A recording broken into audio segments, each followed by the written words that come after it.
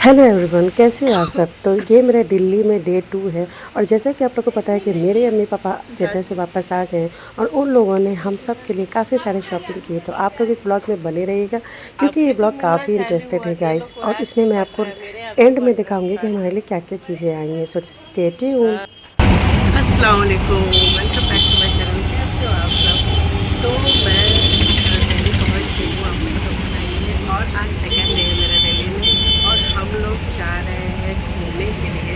सो हम लोग कहाँ जा रहे हैं ये देखिए, आप लोग ब्लॉग में बने रहिए। एंड मिलती हूँ मैं आपसे आज।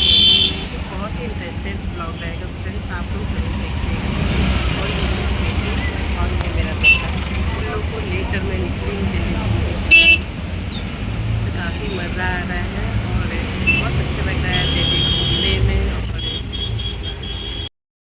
तो फ्रेंड्स, हम लोग सबसे फर्स्ट में जा रहे थे जंतर मंतर। जैसा कि सारे लोगों को पता है कि जो 20 जुलाई को जंतर मंतर में प्रोटेस्ट था।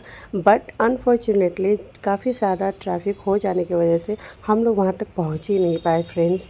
सो हमारा तो मन ही बहुत छोटा हो गया। बट कोई नहीं, कहीं भी प्रोटेस्ट का हिस्सा बन सकते हैं। और ये उम्मीद करते हैं कि जो गवर्नमेंट है हमारी बातें यानी स्टूडेंट की बातें सुने और उसे स्वीकार करें। हम लोग तो वहाँ तक नहीं पहुँच पाए थे फ्रेंड्स। बट जैसा कि मैंने आपको बताया था कि मेरा एक फुफेरा भाई है जो दिल्ली में पढ़ने के लिए रहता है, वो वहाँ गया था और वहाँ से कुछ जो है वीडियो लेकर के मुझे भेजा था। तो मैंने वो वीडियो यहाँ पे शेयर कर दी है प्रोटेस्ट की। बहुत सारे लोग ये चीज़ जानते होंगे, बहुत नहीं भी जानते होंगे कि ये जो दिल्ली में प्रोटेस्ट किया गया था वो किस चीज़ के लिए था फ्रेंड्स। तो मैं आपको बता दूं, जो लोग नहीं जानते हैं, कि ये जो प्रोटेस्ट था वो नीट का जो पेपर का जो एग्ज़ाम जो लीक हो गया था ना, नीट एग्ज़ाम पेपर लीक, उसके लिए ये प्रोटेस्ट चलाया गया था। सारे स्टूडेंट की यही डिमांड थी फ्रेंड्स कि जो एजुकेशन मिनिस्टर है वो इस्तीफ़ा दे दे अपने पद से। और जैसा कि आप लोग को पता होगा फ्रेंड्स कि इस सब प्रोटेस्ट का सपोर्ट करने के लिए काफ़ी लोग दूर दूर से आए हुए थे। बहुत सारे एक्टर एक्ट्रेस ने भी सपोर्ट किया और जो है तमिलनाडु के सीएम वो भी आए हुए थे। तो आई होप कि इनकी जो मांगे हैं वो सही तरीके से पूरी की जाए। यहाँ पे मैं थोड़ी देर रुक करके शिकंजी पीने लगी थी फ्रेंड्स। बच्चे लोग को प्यास लग गई थी। और जो है जंतर मंतर तो मैं नहीं पहुँच पाई। तो मैंने सोचा चलो उससे पहले निज़ामुद्दीन पड़ता है, निज़ामुद्दीन औलिया का दरगाह, तो हम लोग वहीं चले गए ज़ियारत के लिए। और ये यहाँ से एंट्री है निज़ामुद्दीन औलिया जाने के लिए। और यहाँ पे काफ़ी सारे जो है ना कलेक्शन लगे हुए थे, जूते के, चप्पल के, कपड़े के, बहुत सारे वैराइटीज़ थे। तो बहुत अच्छा लग रहा था, तो मैंने वीडियो बना लिया।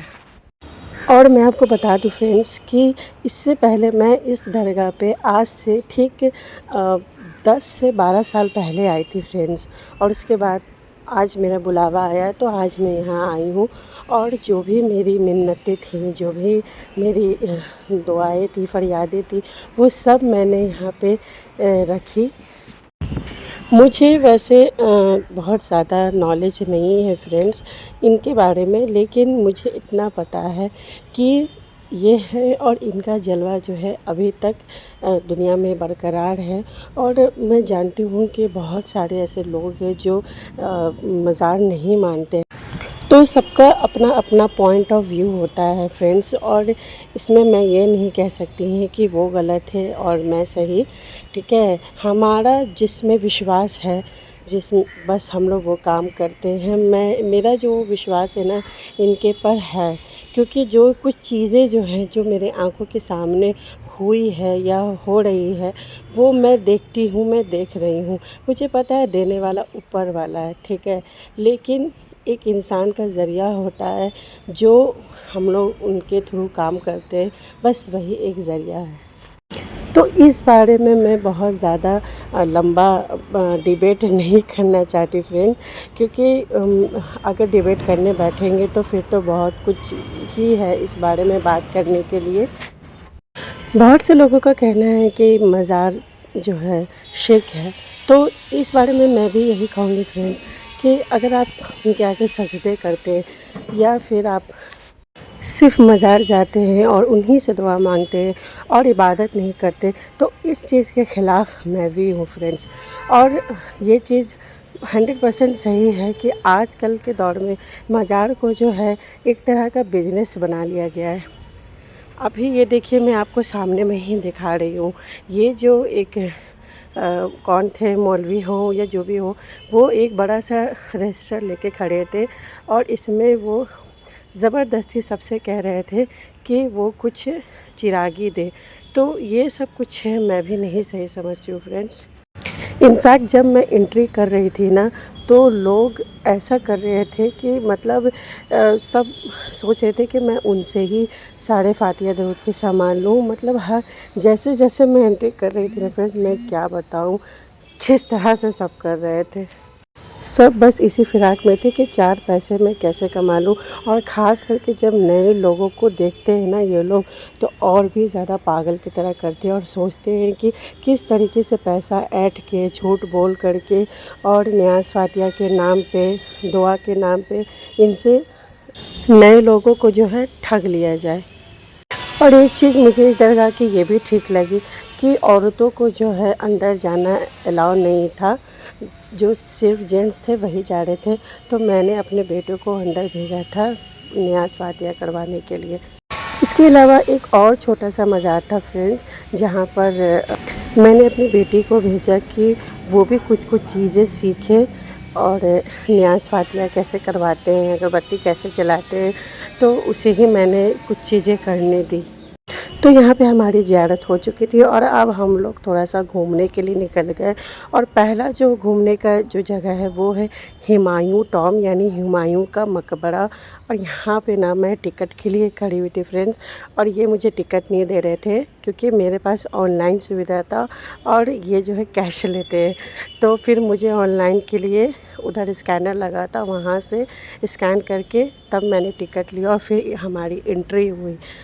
और अंदर घुसने के बाद मैं क्या बताऊँ फ्रेंड्स, बहुत ही खूबसूरत नज़ारा था, बहुत बहुत अच्छा लग रहा था मुझे यहाँ पर। इसका जो एरिया था काफ़ी ज़्यादा बड़ा एरिया में था और मेरे पास इतना हिम्मत और ताकत नहीं था फ्रेंड्स कि मैं इसके अंदर का एक-एक जगह, एक-एक चीज़ विज़िट करूं।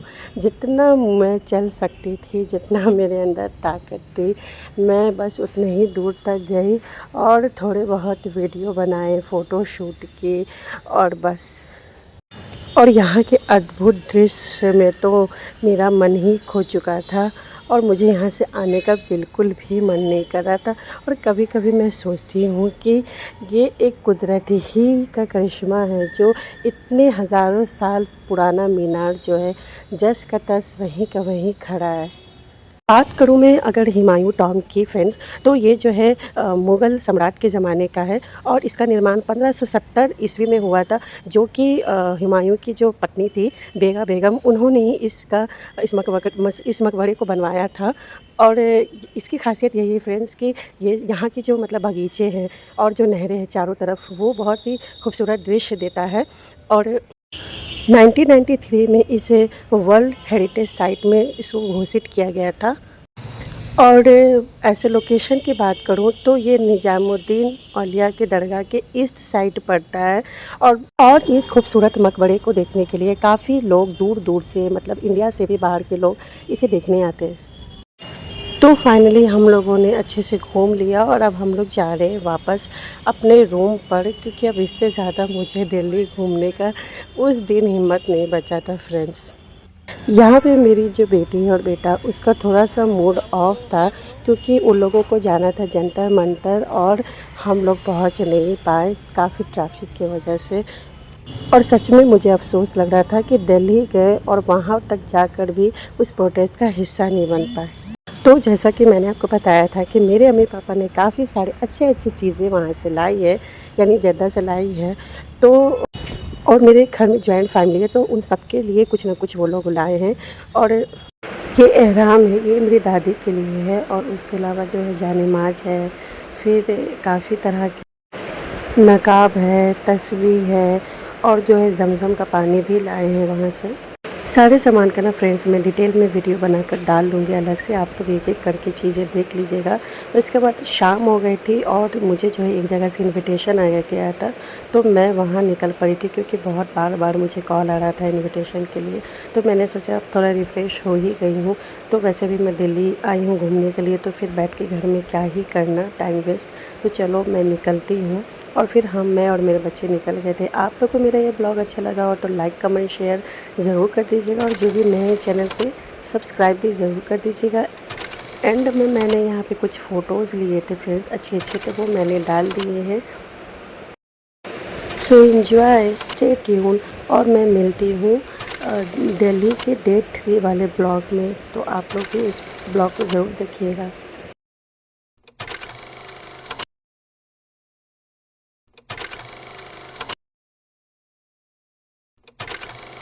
तो आप लोग भी अपना ख्याल रखिए फ्रेंड्स, और मुझे प्यारा प्यारा कमेंट कीजिए। मिलती हूँ नेक्स्ट ब्लॉग में। बाय, अल्लाह हाफिज़।